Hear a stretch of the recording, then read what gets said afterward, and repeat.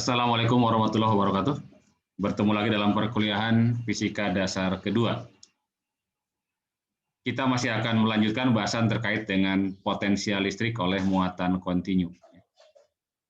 Di video atau pertemuan sebelumnya kita sudah bahas ya bagaimana cara menghitung potensial listrik oleh muatan kontinu. Dan sudah diberikan contoh, yakni menghitung potensial oleh muatan yang terdistribusi merata pada batang tipis ya. Nah, kali ini kita akan lihat contoh yang lain ya, yakni menghitung potensial listrik oleh muatan yang tersebar merata pada cincin dan potensial listrik oleh muatan yang tersebar merata pada cakram. Nah, di sini sudah saya gambarkan ya. Jadi misalnya ada cincin berjari-jari R bermuatan total Q misalnya. Kemudian kita ingin menghitung potensial listrik di titik P yang jaraknya dari pusat cincin, jadi P tepat berada pada sumbu cincin ya. Jaraknya adalah X. Nah, kita ingat bahwa kalau muatannya tersebar ya atau kontinu, maka kita bisa mengambil elemen muatan di sini ya. Dan elemen potensial yang dihasilkan oleh elemen muatan itu kan K integral dq per R. Itu kan ya, itu rumus dasarnya ya. Nah, misalnya muatan tersebar merata dengan kerapatan, misal rapat muatan linier ya.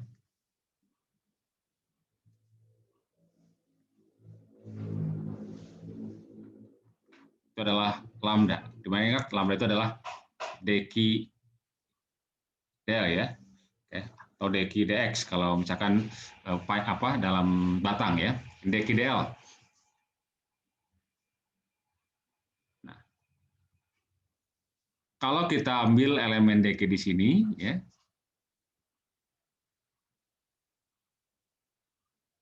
maka jarak R ini kan secara matematis dengan menggunakan teorema Pythagoras tidak lain sama dengan apa? Akar dari R kuadrat ditambah dengan X kuadrat.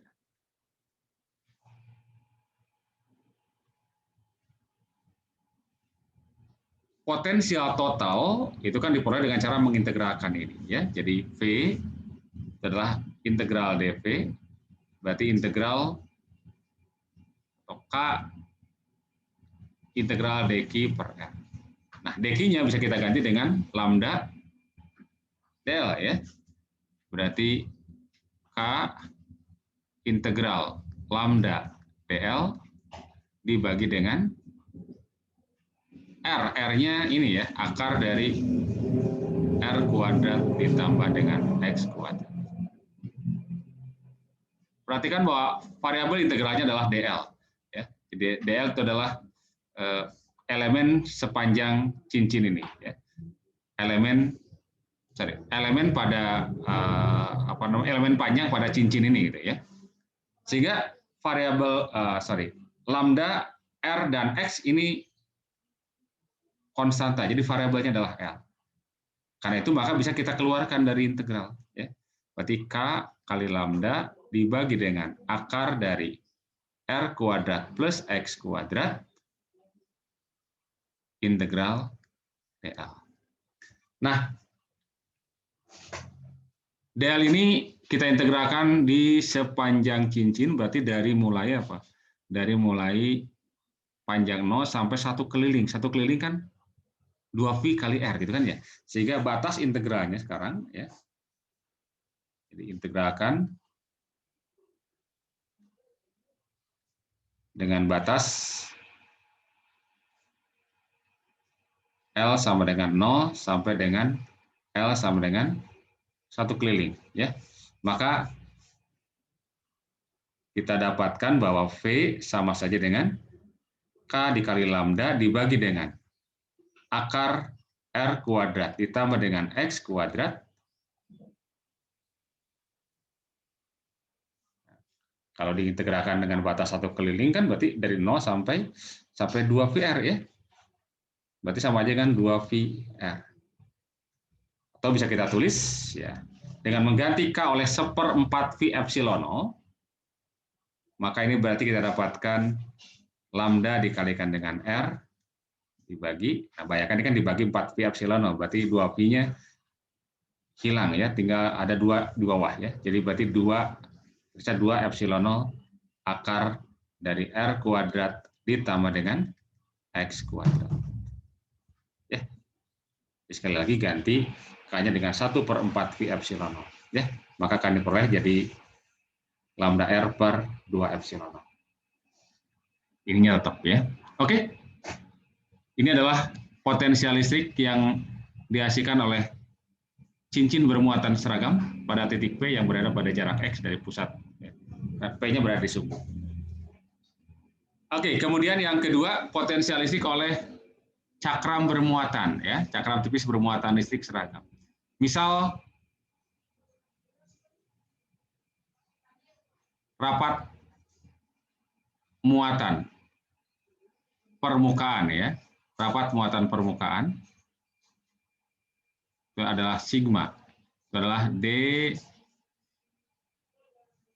Di sini kan definisinya berarti dA, ya, konstan ya. Misalnya ini konstan.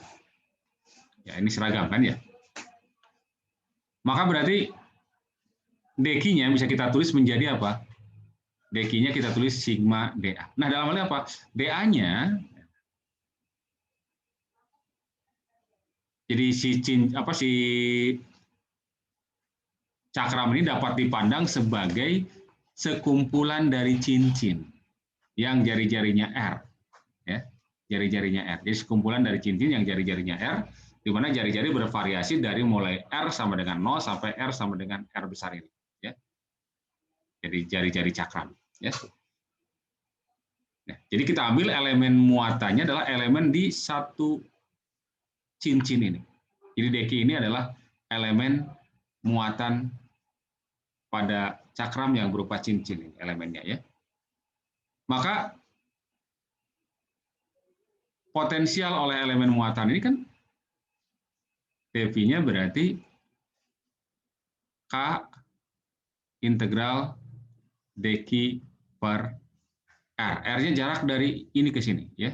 Ini adalah akar dari R kuadrat ditambah dengan X kuadrat.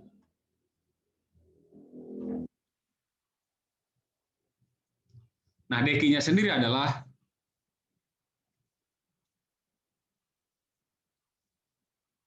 sigma dA ya. Jadi sigma dA dibagi dengan akar dari R kuadrat plus X kuadrat.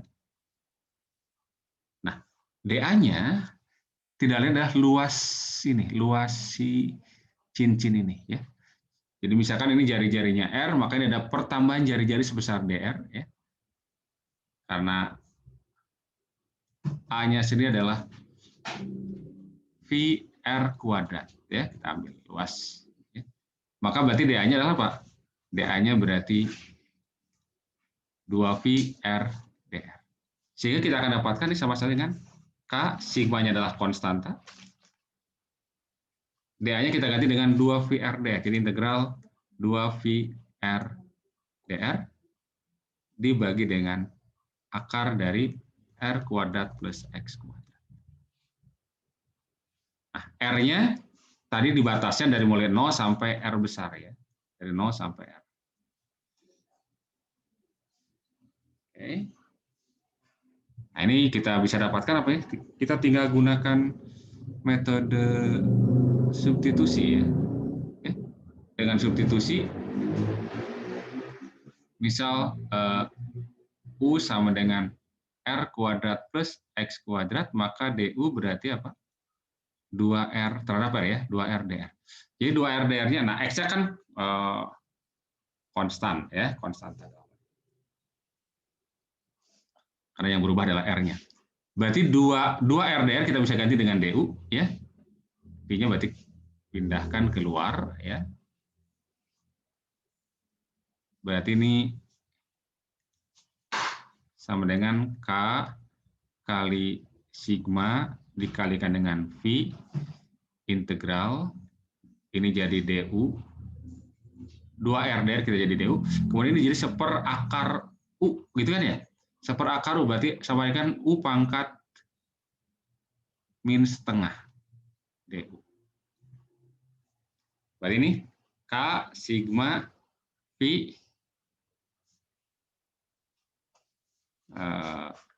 integral ini adalah apa ini? Jadi 1/akar U ya, min 1/akar U. Oh, sorry, 1/akar karena ini plus 1 ya. Jadi akar U ya.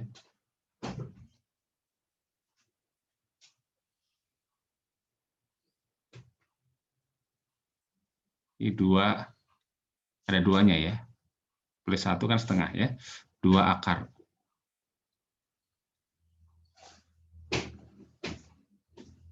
Nah, tinggal batasnya. Nah, atau kita ganti dulu lah. Ini kita ganti dengan apa?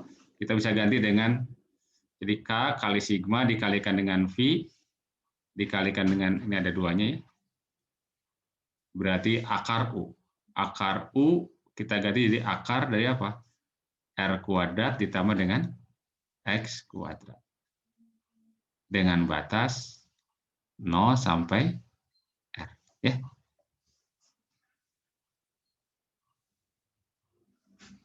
Oke. Sehingga masukan untuk R sama dengan R, ya. Dan nanti untuk R sama dengan 0.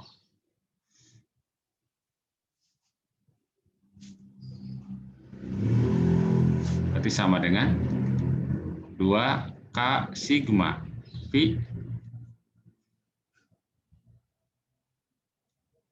akar R kuadrat plus X kuadrat dikurangi, kalau masukkan 0 berarti R-nya ganti, jadi akar X kuadrat berarti kurangi X. Ya.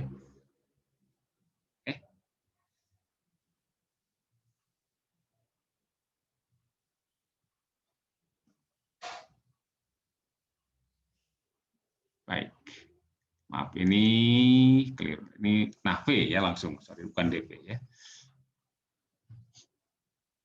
Oke, jadi potensialnya adalah ini ya hasilnya ya.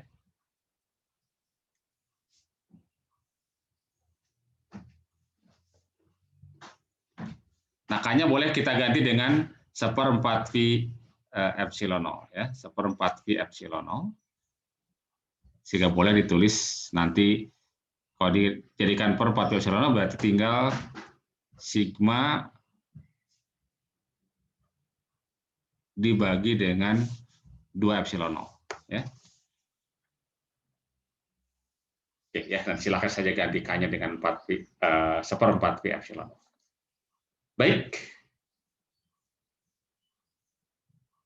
Itu adalah 2 contoh terkait dengan potensial listrik oleh muatan kontinu. Sampai di sini dulu. Terima kasih. Assalamualaikum warahmatullahi wabarakatuh.